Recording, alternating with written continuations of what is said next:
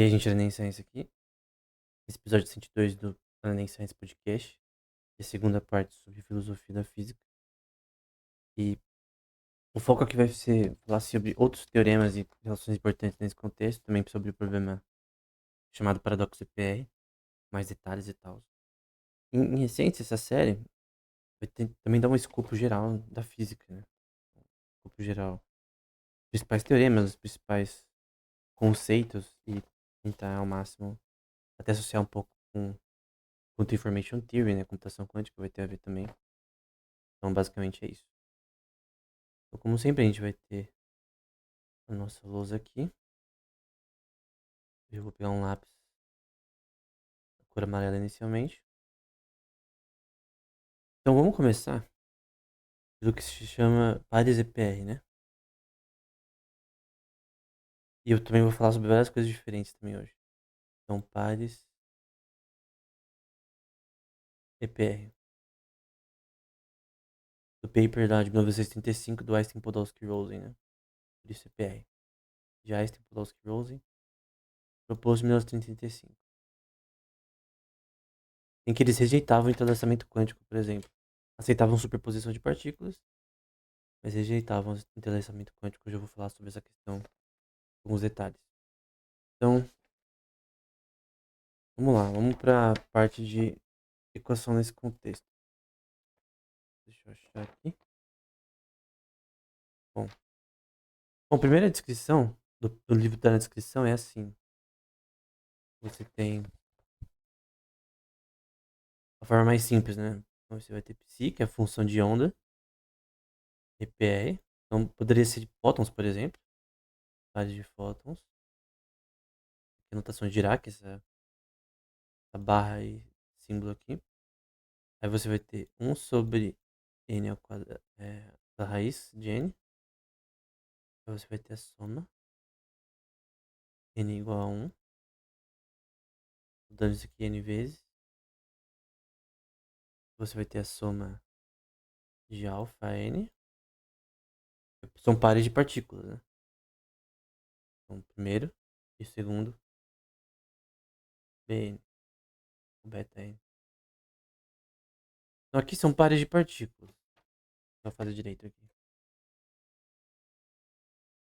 E você tem as proposições de partículas delas, eles não aceitavam o chamado entrelaçamento quântico. Então, você tem a partícula A, tem a partícula B. Aí você tem o problema da medição, né? Qual é o problema da medição? Na interpretação de Copenhague e de Heidelberg, a questão era da medição. Por exemplo, o ato de eu medir A, então, o ato de eu medir A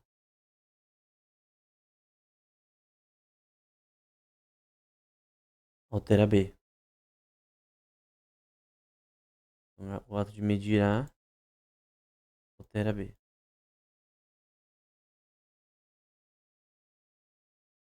Faz direito aqui. Então, basicamente, essa noção de que duas possíveis interpretações, né, iniciais na época. Obviamente, a gente já sabe a verdade já. Então, os fótons, por exemplo, vamos supor que eles podem ficar para cima ou para baixo do spin deles, né? É a rotação dessas partículas. Então, ele pode ser para cima ou para baixo. Perdão. Ou para baixo.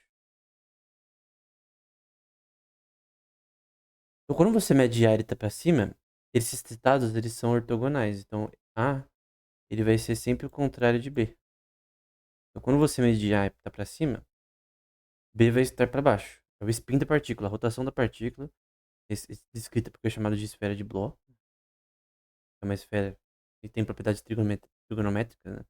Vai medir essa relação, né? Tô com o mouse aqui, eu acho que não vou conseguir desenhar uma esfera bem. Uma esfera com coordenadas polares, que vai ter a medição dessas coordenadas polares, né? Para cima ou para baixo. Chamada de Bloch Sphere, ou esfera de Bloch, né?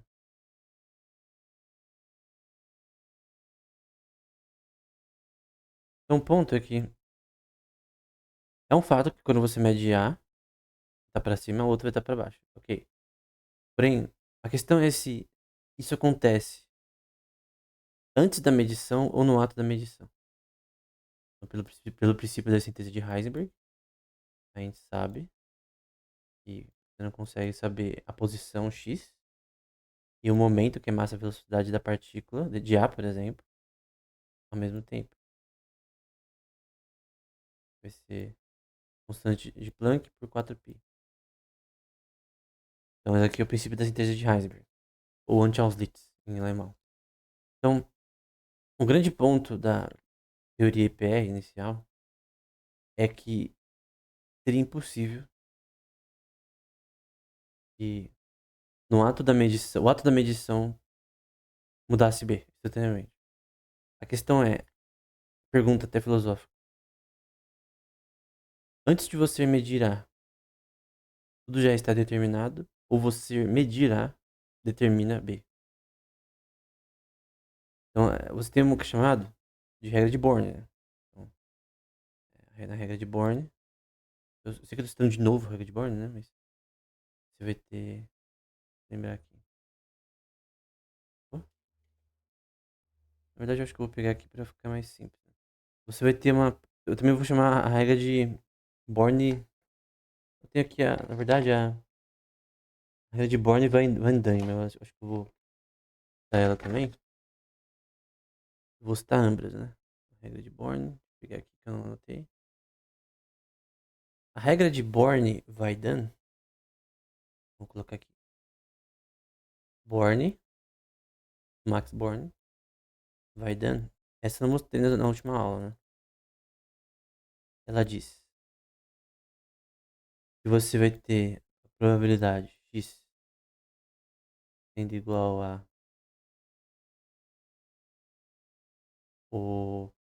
função de onda de x, a amplitude da função de onda, né?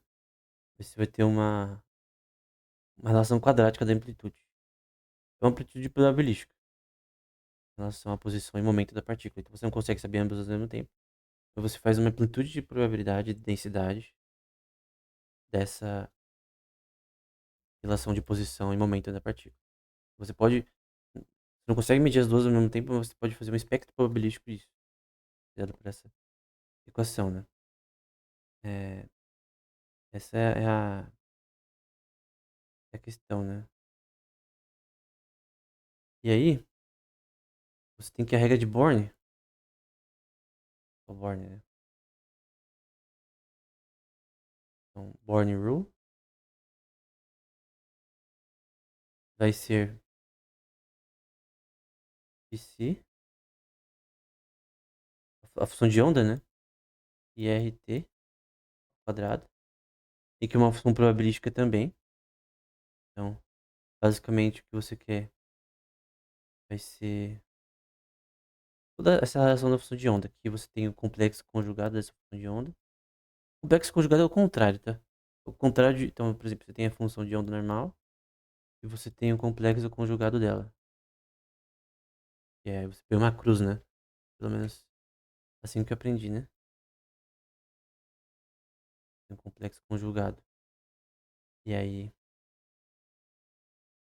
isso você vai ter R de T, que é o complexo conjugado, e a função de onda normal. Então, e você tem uma probabilidade P, que é a densidade de probabilidade dessa função. Então você não consegue saber posição e momento da partícula ao mesmo tempo, simultaneamente. Então você tem uma amplitude probabilística para entender como essas partículas estão se movendo. E no geral você pode falar, não, então quer dizer que você não tem algo certo, né? Então, essa função probabilística, ela não é uma certeza. Sim, não é uma certeza. Por isso se chama princípio da incerteza de Heisenberg. Realmente é incerteza. Então, você tem uma relação probabilística e você consegue usar esses resultados ainda. Consegue fazer em computação quântica isso aqui. Então, consegue fazer medições.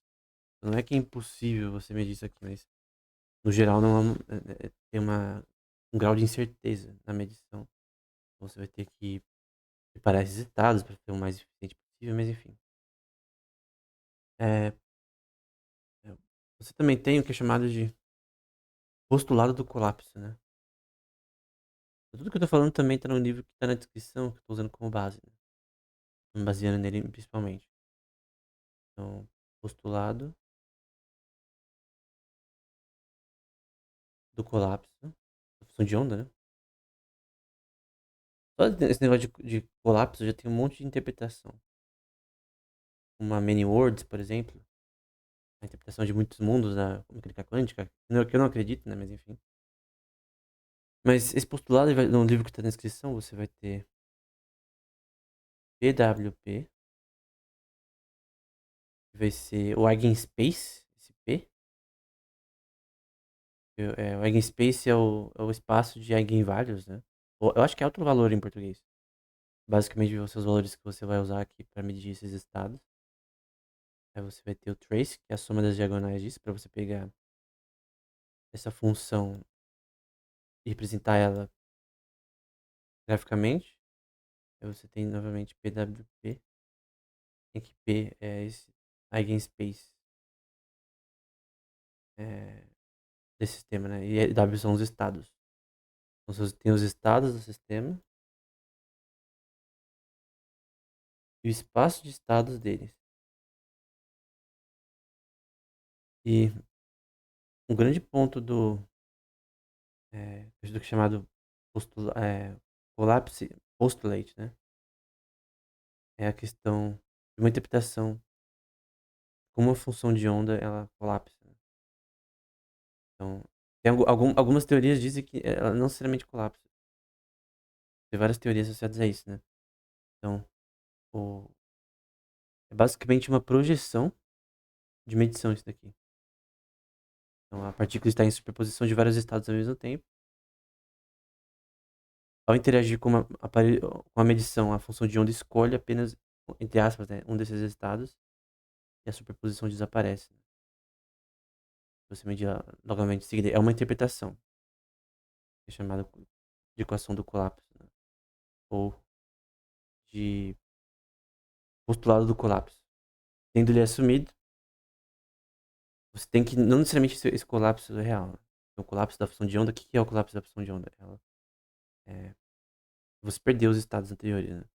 Então, você não tem, até pelo princípio da síntese de Heisenberg, uma certeza nesse contexto, em relação a essa ao próprio colapso em si. Então por isso que ele é dado por uma amplitude de probabilidade de colapso, que é dada por essa amplitude, que é dada pela regra de Born-Van Dijn. Van Dijn, eu acho, né. Então, nessa questão de colapso tem várias interpretações, né. Antes de falar sobre isso, eu vou falar sobre um pouco mais da parte matemática do que é chamado de pares EPR. Então vou colocar aqui em vermelho e em azul. Então, essas equações aqui são do próprio paper do Einstein, Podolsky e Rosen, tá. Eu estava lendo eles ontem e vou fazer aqui. Basicamente você vai ter a função de onda psi. Poderia ser fótons, né. O que é função de onda? É um laser de fótons, por exemplo. Aí você tem, eh, uma função de onda que tem 2 estados representantes dela, x1 e x2. Aí você tem 2 pares IPR, né, no caso, representa mesmo. Aí você tem uma integral, que é basicamente a soma, você vai entender o ensemble de todas as funções de onda, que vai ser essas partículas, a soma dessas partículas. Então isso aqui é integral, é a soma das partículas ao longo do tempo, de 2π, por uma questão trigonométrica aqui, de i, que é a parte imaginária. Você vai representar isso dimensionalmente, tridimensionalmente. Aí você tem aqui a função de Planck, e você tem x1, que é o estado inicial, par, menos o outro, mais x0 de p sobre dp no espaço que está acontecendo de amplitude. É, é uma quantidade física esse p. Basicamente aqui a gente tem eigenvalues, né? Autovalores.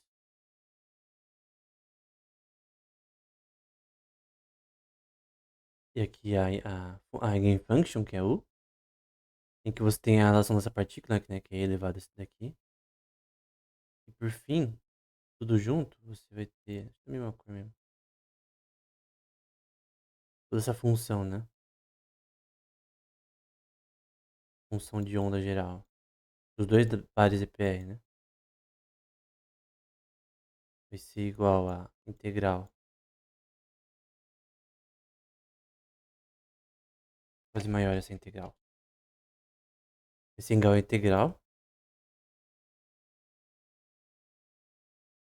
a da função psi, tendo esses valores físicos, par x2 e a eigenfunction aqui do par x1. Tem dois pares. E representar os dois pares EPR, essa função de onda. E aí você tem uma coisa chamada de função delta, né? De Dirac, que é normalmente visto como ruim, né? Por alguns autores, principalmente quem é mais matemático. Mas aqui também usa a função delta do Dirac, que é esse delta aqui, né? E x1 menos x. E aí você vai ter no fim, de forma mais simples, par PR x1 e x2 vai ser igual a integral. Vou fazer essa integral direito. Vai ser igual a integral de π de x, que é um valor específico, uma função, do par x2 e a eigenfunction do x1 em dx. Então, basicamente, daqui a representação. Vou fazer esse dx mais para baixo, porque não está na parte. Então, qual que é o foco aqui? Vamos supor, você tem fótons, tem pares de partículas, como a gente viu aqui, né? Elas são ortogonais, por razões óbvias. Você tem ortogonalidade entre ambas. E, basicamente, essa é a representação delas. Em que eles dizem que realmente tem superposição de partículas representada por elas, mas não é, entanglement, né? O entrelaçamento quântico, né? Então, esse é o ponto, né? Só para definir f de x, vou fazer outra cor. Esse f de x vai ser basicamente. Tem um f de x para x2, por exemplo. Para o segundo par, né? Segundo par não, a segunda parte do par. Esse f de x vai ser basicamente a integral de e elevado a 2pi i, né? Constante de Planck. X menos x2 mais x0 de p por dp. O espaço que essas. Já é o que são as. É derivada da quantidade física, porque p são quantidades físicas associadas a essa função. Função de onda. Isso aqui vai ser igual a h da função delta do Dirac.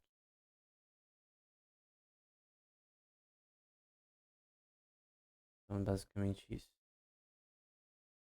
Então, a representação de dois pares de partículas podem estar em superposição, mas não necessariamente, segundo o paper, né, original, em entanglement, né, entrelaçamento entre elas. Esse é um ponto relevante, né? Então, basicamente, o ponto do paper era dizer que a mecânica quântica estava completa, né? Você tem esses pares EPR, que ainda são usados hoje em dia, tá? Esse termo ainda é usado na literatura acadêmica. Em si, não tá errado. A questão é a conclusão que eles tiveram em relação à interpretação dos pares EPR. Esses pares não poderiam estar em entanglement. Por exemplo, sem entanglement não teria computação quântica. Sem entanglement teria vários problemas aí em várias questões, praticamente, né? Então, isso estar certo é algo bom, né? Na verdade. Aí, é, isso aqui já é uma expansão do Paris EPR, né? Então tem toda essa interpretação sobre espaçamento quântico, né? Então, interpretação que é chamada de variáveis escondidas, né? Então eles assumiam nessa teoria aqui, que é chamada de variáveis escondidas, né? Ou Hidden Variables Theory. Na verdade, haveria alguma coisa que a computação, a física quântica a teoria naquela época, pelo menos, não explicava de forma correta, né? Então essa era a proposta do paper do Einstein, Podolsky e Rosen. E alguns, por mais que eles estavam errados em alguns contextos, por exemplo, no próprio Entanglement, alguns ainda acham que a mecânica quântica ainda tem problemas, né? Desde o ponto de vista matemático, do ponto de vista interpretativo, como a gente viu na aula sobre o Roger Penrose, né? Chamado de teoria OR e tal, nessa questão, né? É, tem a questão depois disso, da evolução de um, de um sistema quântico, né? Dada pela equação de Schrödinger, por exemplo, que eu vou colocar de novamente aqui. Coloquei em outra aula também. Schrödinger. Vou fazer de novo aqui. Com certeza escrevi errado, sempre erro o nome dele. Mas basicamente, com a anotação aqui do livro que está na descrição, você tem a evolução unitária, né? A forma como esse sistema se desenvolve. Está associado para esse PE, de certa forma, também, em questão de importância desse sistema. Em que a partícula vai ser E elevado a menos I, parte imaginária, de HT, dentro de Hamiltoniano, né? Em que você vai ter disso a derivada dessa evolução unitária ao longo do tempo, a mudança desse sistema ao longo do tempo, que vai ser igual a menos I, H, e o que é a evolução unitária disso, que vai ser dada pela equação temporal de Schrödinger, né, que vai ser a derivada ao longo do tempo disso, dessa função de onda, no caso, né, ao longo do tempo t, que vai ser igual a, na notação de Dirac, a função psi de t por h, que é o hamiltoniano desse. Então, por exemplo, você poderia fazer a evolução da uma partícula de hidrogênio na equação de Schrödinger. Então, você pega a constante de Planck e aplica um modelo para entender como esse sistema se comporta em vários contextos.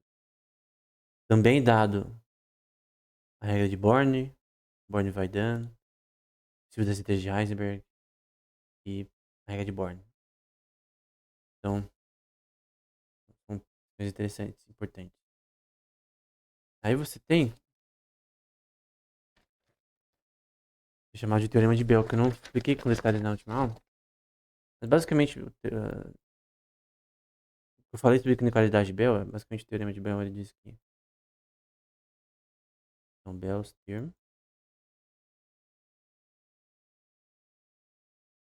Essa equação também está no livro da descrição. Você basicamente vai ter o que é chamado de escolhas, entre aspas, de direções que o estado pode estar. Vamos supor que ele pode estar para cima ou para baixo, etc. E você quer saber se, no ato de mensurar, o estado muda. A e B, eles mudam. Digo, tem uma amplitude de probabilidade dessa função de onda. Ou seja, antes de você medir, o estado não está. A certeza de que o estado vai, vai, vai ser aquele não existe. Bom, vamos lá. A certeza, do ponto de vista físico, né, e probabilístico, de que aquele estado vai ser para cima ou para baixo. A certeza de que vai ser para cima ou para baixo não existe. Esse é o ponto inicial, né? Tem alguma coisa no meu ouvido, cara, que tá me irritando aqui. Vou ter que pausar algo anteriormente. Então você vai ter R de AC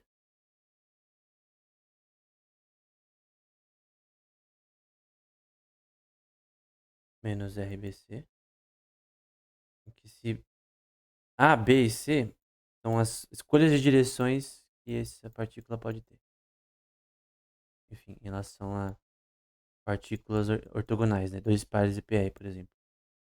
O contexto aqui do Teorema de Bell é o paradoxo de Einstein-Podolsky-Rosen. Você vai ter isso menos R e AB. Você tem uma sequência aqui de estados possíveis. E você quer saber se tem algo que direciona essa relação, por exemplo, de A e B. Quer saber se tem alguma variável escondida, alguma coisa que a gente não sabe, algum segredo sujo, né? Se a gente citar aqui um cara aí da área fitness. Isso tem que ser menor ou igual a 1. Um experimento, foi provado pelo John Clauser, né? Em 1972. Ele queria provar essa inequalidade de Bell, né? Queria mostrar se de fato, experimentalmente, isso aqui seria menor ou igual a 1. Experimentalmente, se havia uma variável escondida, algo que alterava anteriormente o- os estados dessas partículas, né? De estarem para cima ou para baixo. Então aqui de 1 e 0. Ou se, basicamente, no ato da medição, que as coisas mudavam. Que esse tem a interpretação de Copenhague. A interpretação de Copenhague na mecânica quântica, basicamente, diz que o ato da medição muda o estado. Experimentalmente, tá? Nunca era uma questão de consciência, coisa do tipo. Pelo menos a visão do Bohr e do próprio Heisenberg. Que obviamente acreditava no princípio que ele mesmo descobriu, né? Da forma que Deus criou, que é o princípio da incerteza, que leva o nome dele. No peito da interpretação de Copenhagen, tá errado isso aqui, né? Copenhagen. Peraí, vamos arrumar isso aqui. Copenhagen.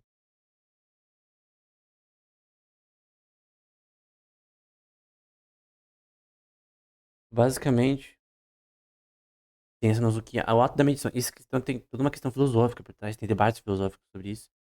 O que significa que o ato da medição muda os estados futuros, né? O mundo é não determinista? É, obviamente. Para um ser onisciente, onipotente, etc., ele poderia saber os estados futuros com infinita certeza. A questão é que se nós, seres mortais, conseguimos, né? Então, que a gente tem que usar experimentalmente isso. Alguém que não é onisciente, né? Que não sabe o futuro com certeza, poderia saber os resultados, né? Então, aquela velha questão de Einstein, né? Se Deus não joga dados, não tem nada a ver. Do ponto de vista teológico, porque no fim Deus é onisciente, então ele sabe esses estados no futuro. Do ponto de vista teológico, né? E óbvio, nessa questão teológica. Não é um problema teológico isso ser verdade, né? Preciso da síntese de Heisenberg, etc. Não cria um mundo não determinista, porque teologicamente, por Deus ser onipotente, onisciente, onipresente, etc., o mundo já é determinista. Então Deus, ele guia a história e a história é no fim o que ele quer no fim, o que acontece. Então, tem toda essa questão da interpretação do própria medição, né? E aí, a gente vai na direita para algo associado a. Ver se eu coloco um laranja. Vamos para algo associado agora, algo chamado de contextualidade, né? Então vamos primeiro para uns teoremas, né? Esse tema é bem interessante, né? Chamado de quantum contextuality, né? O quantum non contextuality também. Então, basicamente, é chamado de Kocher-Specker Theorem. Ele está associado ao sistema, né? Também é na qualidade de Bell. Kocher-Specker Theorem. Ou teorema só, né? Também vai ver o teorema de HZ. Não é de HZ de processador não, tá? É outro de HZ, do nome dos caras. Teorema de HZ e o que é chamado de non contextuality.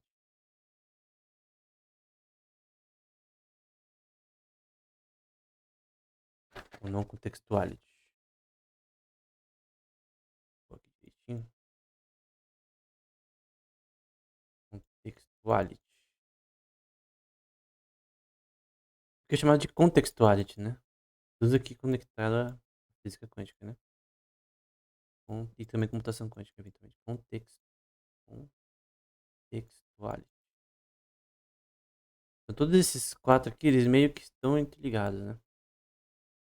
Então, vamos lá. Um de cada vez, né? Então, o grande ponto do teorema de Cauchy-Specker é a noção também da medição, né? Então, eu vou pegar aqui a definição correta, né?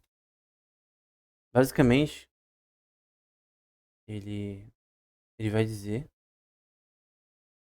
de certa forma associada ao teorema de Bell, que você tem uma noção de contextualidade na física quântica. Ou seja, que o ato da medição, e pela regra de Born também, né? Pela noção de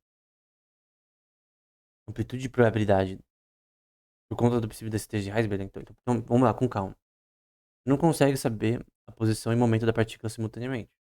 Então você tem que usar uma amplitude de probabilidade para você tentar entender como esses estados no Hamiltoniano estão se comportando. Então, pode usar, por exemplo, um computador de supercondução na computação quântica, etc. Mas você tem uma amplitude de probabilidade. Você não tem que nem na mecânica clássica newtoniana uma probabilidade causal local certa que vai acontecer. Igual à física clássica. Você tem uma não localidade, ou seja, tem efeitos no entrelaçamento quântico que são instantâneos, né? Isso é esquisito. E que as partículas que estão coordenadas ortogonais, né? Sempre vai ser um vai ser o contrário do outro, né? Se a partícula, por exemplo, está para a direita na esfera de Bloch, a outra vai ser para a esquerda. Se ela está na diagonal da direita, a outra vai ser na diagonal da esquerda. Sempre vai ser ortogonal, sempre vai ser o contrário da outra. Tanto que o termo ortogonal é isso aqui, né? Porque x está ortogonal a y. Caso se x fosse um paralelo, né?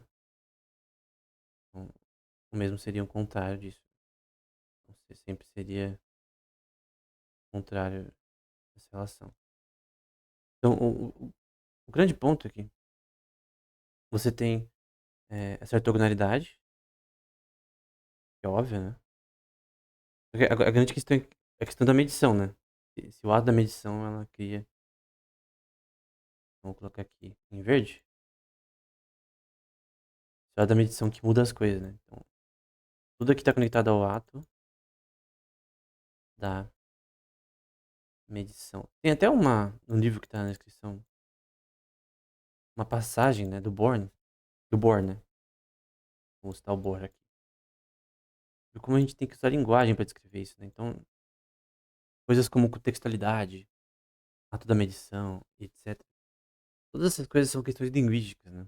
Então, Bohr ele vai dizer que a gente tem que usar expressões linguísticas para descrever a realidade, né? Então, antes de falar mais sobre isso, quero falar sobre um pouco do Bohr, né?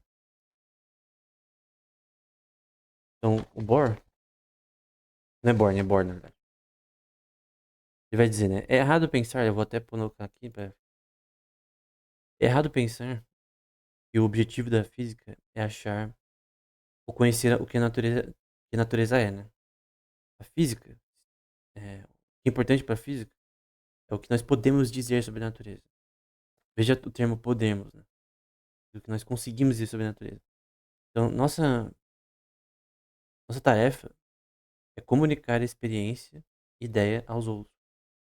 Nós estamos suspensos na linguagem, né? We are suspended on language. A página 434 até 436 do livro de Filosofia da Física, parte A, tá na descrição desse vídeo. Então, ele vai falar outras passagens também, páginas 434 até 436, sobre como a gente depende da linguagem, parâmetros linguísticos, para representar a física, por razões óbvias, né? Qualquer prova matemática precisa de linguagem. A própria matemática é uma linguagem semiótica. Mas o grande ponto é que você precisa, às vezes, de falar sobre o sistema, inventar termos, etc., para representar o que está acontecendo. Por isso que esses termos parecem estranhos, né? Contextualidade, não contextualidade. Esse é o contexto desse termo, né? Esse é o ponto que eu quero trazer, né? Então, é, basicamente, você tem que. O próprio colapso da função de onda, você tem uma amplitude de probabilidade que, entre aspas, é aleatória, né? Hoje a aleatoriedade é estranha, né? Porque é estranho você criar aleatoriedade. Na verdade, a aleatoriedade é só você não entender o sistema de fato, né? Não existem números randômicos necessariamente. Embora alguns podem dizer que sim. Então, o grande ponto do teorema Cauchy-Specker, né? Então, ele vai dizer, né? Que atribuir valores definidos a todas as observáveis físicas da mecânica quântica é impossível sem criar contradições, né? Então, dentro de um Hilbert Space, né? Um espaço de Hilbert, você não tem autovalores pré-definidos. Então, quando você mede, meio que você não tem um valor definido antes dessa medição no ato da mesma, né? Então, é basicamente isso. Então, basicamente, o resultado da medição ele depende de coisas associadas a entrelaçamento quântico, etc. Que não são calculáveis anteriormente, previamente, pelo princípio da síntese de Heisenberg e explanado, né, a regra de Born. De Born-Weidan, que é a amplitude de probabilidade e densidade do momento e da posição da partícula ao longo do tempo. Então, do ponto de vista filosófico, essa questão, né?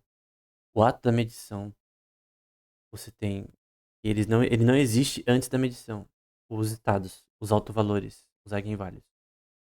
Existe um eigenspace, esses autovalores é, vão ser realizados, né? Como representado na equação aí aqui do Walton-Podolsky-Rosen dos pares EPR. Estão aqui. Mas o grande ponto é que quando você mede, essa é a interpretação de Copenhague, né?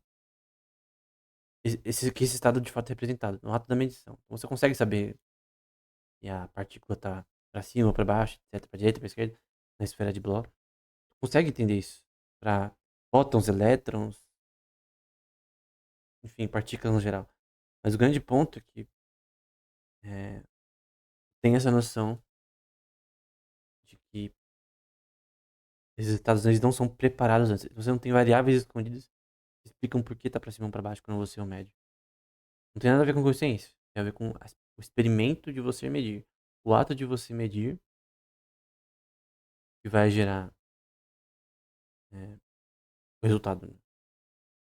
Então, esse é o ponto. Mas tem outras questões, tem outras interpretações disso, tá? E também o princípio da complementaridade de Bohr, também é importante nesse contexto, eu posso trazer posteriormente, associado a tentar reunir alguns parâmetros do ponto de vista clássico e quântico em relação às limitações de ambos, né? Eu posso trazer aqui, tá no meu Instagram, do Enem Science, né? Mas, então é não contextualidade, né? Então, se contextualidade é que você tem a noção de que você tem a não realidade do spin da partícula antes de acontecer, a não contextualidade assumiria, por exemplo, no contexto do teorema de Bell, o parâmetro C, que seria uma variável escondida, né? Uma variável escondida alterando A e B,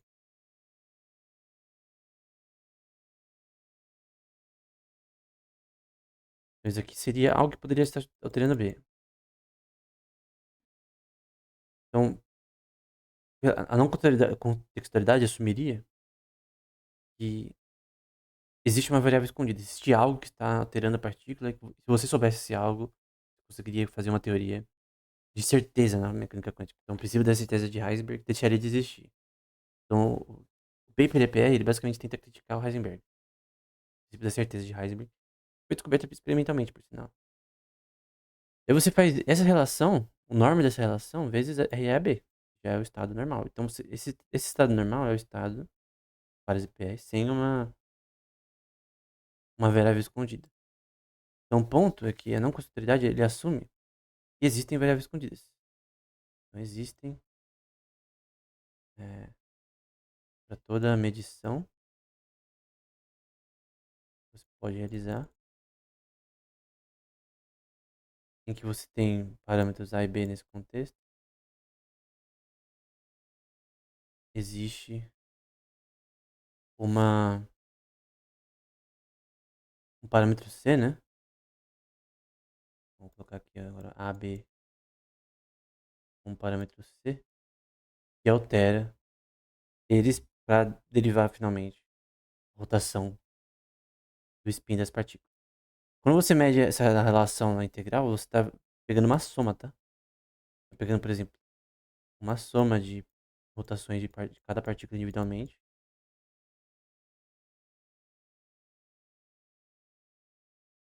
Então, tem isso em mente, né? É uma soma dessa relação.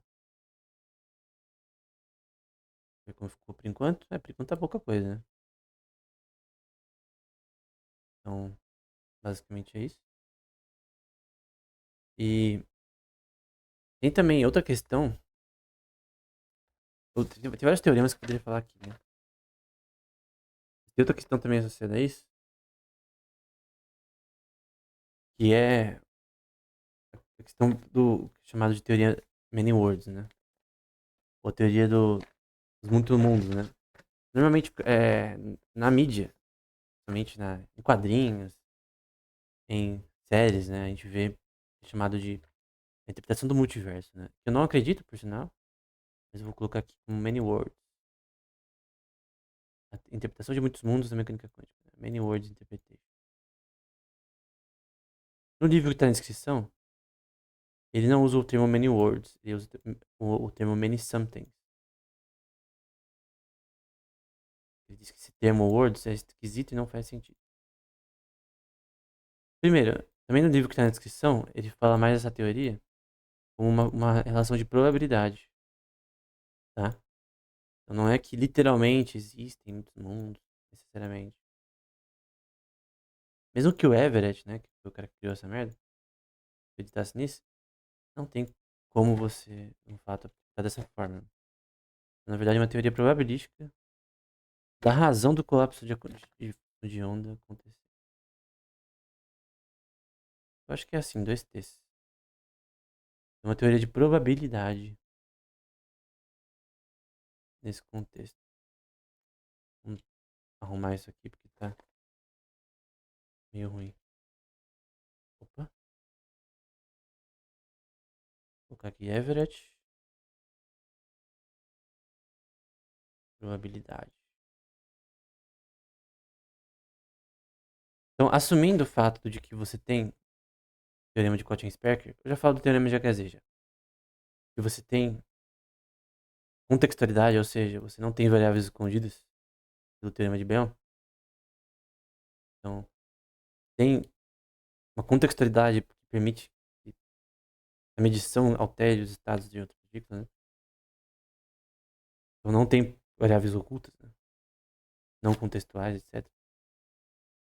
Você tem a hipótese de que, por exemplo, daqui é uma notação que eu tô vendo que eu vi na Enciclopédia de Filosofia de Stanford. Você tem aqui uma função de onda que representa o seu mundo, né? O mundo é basicamente o espaço que representa fisicamente a realidade, né? Você obviamente não pode medir, né? E aí você vai ter representado por uma função de onda no geral. Que é o número psi, isso aqui maiúsculo, né? E você vai ter objetos, né? Podem ser medidos, né? Partículas, né? Esses objetos são partículas, na prática, né? Eventualmente quarks, por exemplo. Átomos, prótons, elétrons, etc. Então você vai ter objetos, né? Você vai ter N objetos que representam essa realidade, do ponto de vista físico, né? Você vai ter N desses objetos. E você tem a soma de tudo isso como? Eu vou colocar na tua cor pra não manter na mesma. A soma disso vai ser dentro dos muitos somethings, ou mundos que você tem, né? Ou amplitude de probabilidade de vários tipos de.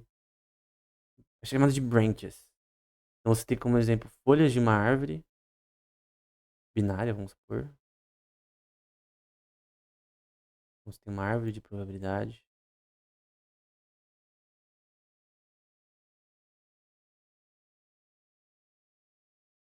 de estados possíveis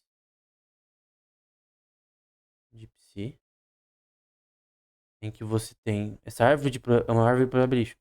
A árvore de probabilidade do universo vai ser dada por I de uni, universo, pela soma de alfa i, dado a sua árvore de possibilidades. Então esse mundo que eu vou colocar como wi é sua árvore de possibilidades. Eu nem vou colocar assim, eu vou colocar assim. Ó. Vamos supor que você tenha W1, W2, TWN, que é sua árvore de possibilidades de possíveis estados de partículas em que você vai medir. Então, os colapsos que vão acontecer também.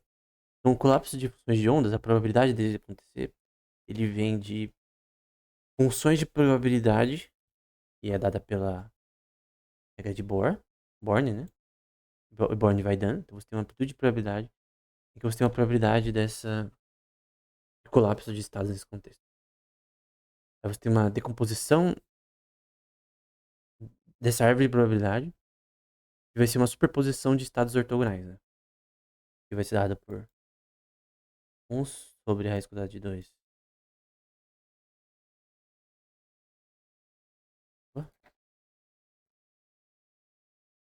de psi de A. Vou fazer melhor aqui. Mais psi de B. Disso você pega todos os estados no geral φ. E a raiz de 2 está no livro também, tá na descrição, um livro com essa equação aqui. Estado de A é menos o de B. É a representação do colapso da função de decoerência, né? Decoerência são efeitos que vão fazer colapsar a função de onda. Então, por exemplo, coisas que podem criar decoerência. Ah, temperatura, a parte termodinâmica, né? Colisões de íons,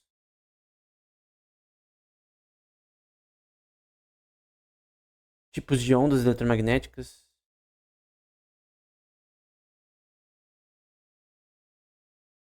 de rádio, etc. E N coisas, etc. Né? Tem todo tipo de perturbação do ambiente. Por exemplo, um ambiente laboratorial, você quer armazenar estados quânticos. Eles se perdem, eles criam decoerência. Por exemplo, teve um paper, ele foi retratado, né? Ele dizia fazer supercondução de partículas na temperatura ambiente. Isso é muito difícil, cara, porque a temperatura do ambiente vai fazer você perder seus estados. Normalmente, no computador de supercondução, você tem um ambiente criogenizado de menos 273 graus Celsius. Não sei quanto tá em Kelvin. Mas, basicamente, você tem quase perto do zero absoluto, que é chamado de Bose-Einstein Condensate. Bose-Einstein. Condensado de Bose-Einstein. Por que você quer um ambiente criogenizado? Porque a entropia diminui de von Neumann e você consegue controlar melhor os resultados.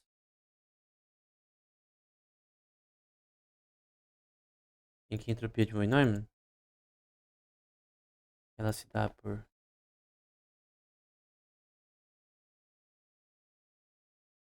Entropia é o nível de certeza desse sistema. Com certeza escrevi von Neumann errado, porque eu sempre escrevo o nome dele errado. Aí você tem Eu tenho anotado. Eu sei de cor, mas eu quero a anotação que eu peguei. Paper, né? Livro, né? Vai ser S igual a menos 3. De row, log row. Esse row é a probabilidade de densidade dessa matriz. O trace é basicamente a soma dos eigenvalhos de uma matriz. Pega a soma dos dados da matriz na diagonal. Por exemplo, vamos supor que a matriz fosse 1, 2, 3.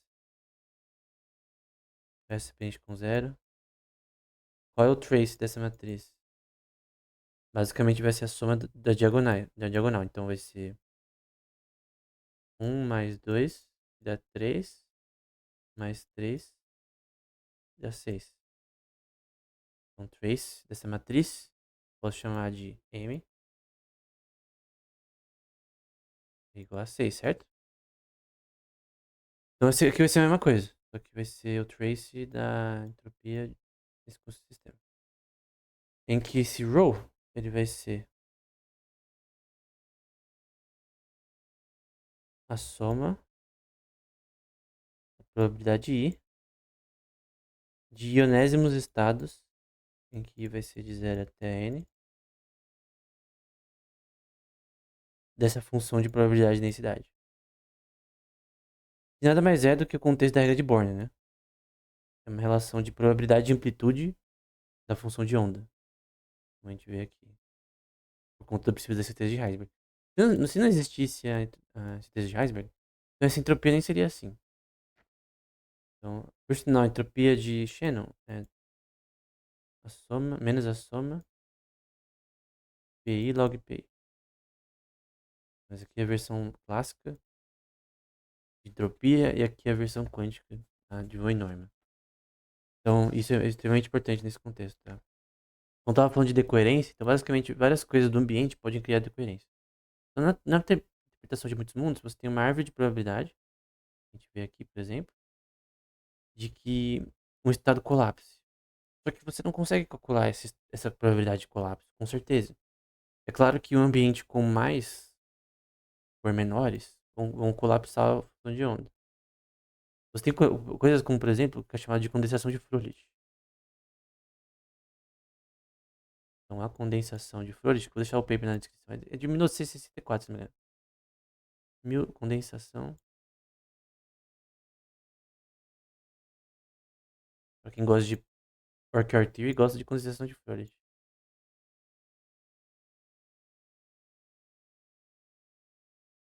Basicamente diz que você tem um efeito vibracional em proteínas, por exemplo,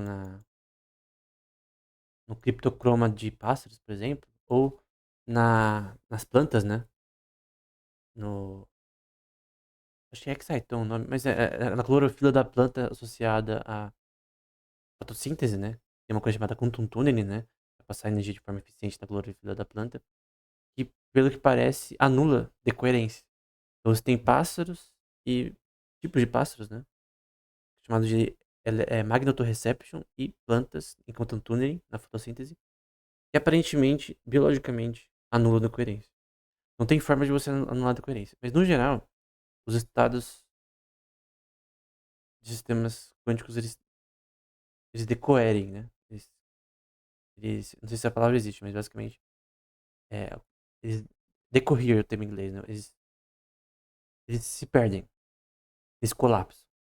Então você tem a probabilidade de colapso pela regra de Born, você não tem como saber quando vai colapsar. Essa é a questão.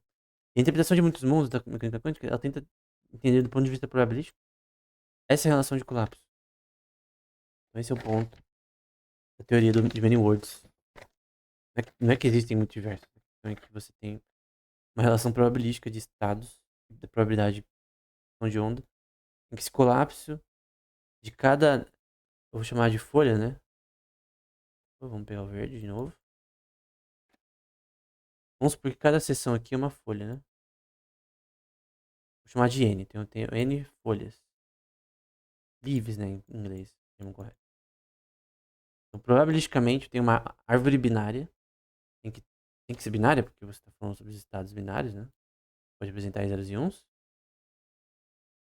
Então você tem uma árvore binária e você tem a probabilidade de estados, que é dado por W, que entre aspas são os mundos, né? Entre aspas, tá? É uma linguagem, tá? Não é que existem muitos mundos, né, na interpretação de muitos mundos. É- nem que muitos universos, mas existem estados possíveis. Vai pra teoria de filosófica, né? Que tá por descrição de possible worlds, né? Eu tenho uma teoria filosófica. Lembro do Ronald Ness escrevendo isso num curso de filosofia, num, dado por um teólogo, né? Chamado Ronald Ness. Eu gosto muito dele como professor, né? Já falei em outro vídeo, nos vídeos sobre a história da filosofia. E o grande ponto é que ele fala sobre essa teoria chamada possible worlds, né? Basicamente é uma. Normalmente associada à lógica modal. Por exemplo, a prova de Deus de Gödel, por exemplo. Ela diz que Deus existe em todos os mundos possíveis, né? Então,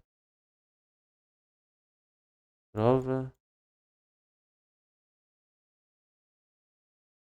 opa, de Deus de Gödel. Kurt Gödel. Ela diz no final, né? Que basicamente para todos os mundos possíveis, né? Então, para todos os mundos possíveis, em que WI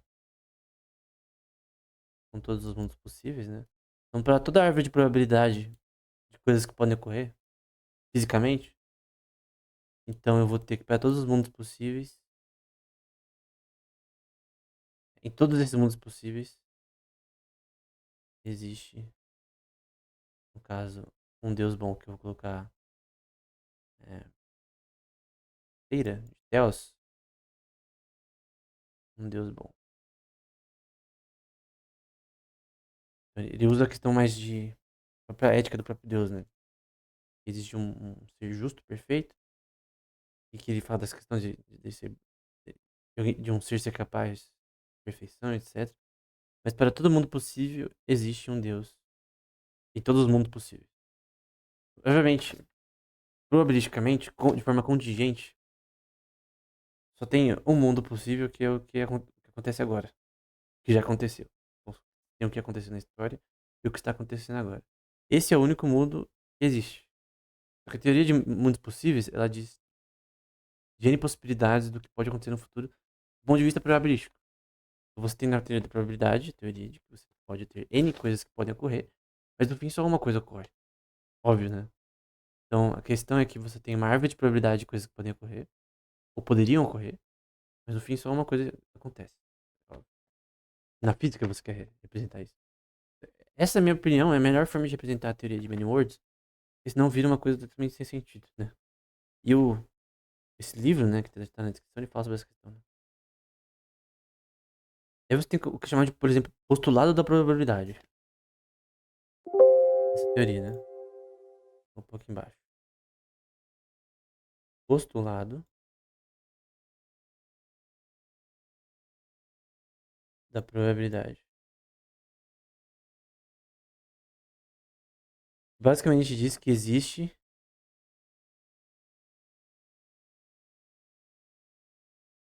Ele vai dizer. Existe tantos mundos possíveis, né?